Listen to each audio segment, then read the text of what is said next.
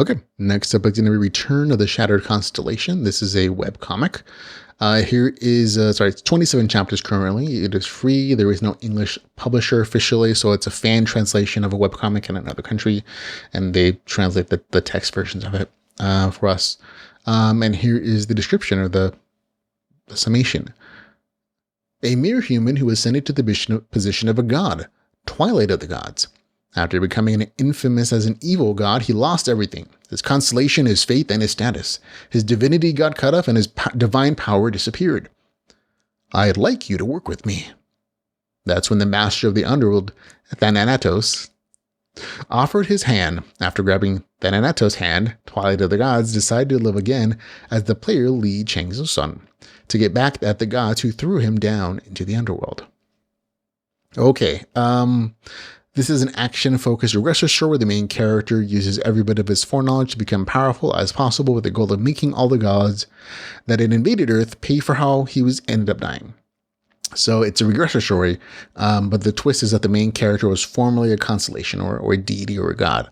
And he's overthrown and he's supposed to be killed. And instead he makes a deal with the god of the Underworld to go back to an earlier point of his life so that they can all just get revenge on the gods that messed him over. Essentially, it's a setup where the main character has not only just a massive amount of foreknowledge of what's happening in the world in the future, but also a fundamental, a different view of the system itself and how it functions, the secrets of it, the little bits of the secret powers within the tower that he's eventually going and dungeon dive in, and also the secrets behind the other deities and constellations that adopt humans from our Earth as their not patrons, but the other version of patrons, whatever it is, as their representatives to gain power and stuff. And so he has an intimate understanding of that system that nobody else necessarily has.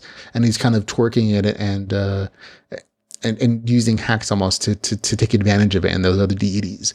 In addition, he also has, actually, this is a really nice note for me, was that he's not only developing secret powers because of the secrets of the tower, of the dungeons, but also human beings. He's actually taking investment in human assets that are at this point in history downtrodden and not powerful, but he knows that in the future they're going to be powerful. So he's taking advantage of that particular aspect and helping them out earning favors, developing his own kind of power structure and team because he knows what their potentials are. And that takes him on these interesting side journeys and these side adventures to develop that for those individuals. And I thought that's a nice little side adventures. But overall, a lot of it's just action adventure, him as an aggressive, probably more than normally aggressive character, not taking any guff from anybody, even if he's technically less powerful than them. And I think that has to do with like the I used to be a deity kind of mindset that he has, which is just kind of a fun viewpoint for a character. So for me, I've had a good time with it, reading it the entire time that it's come out.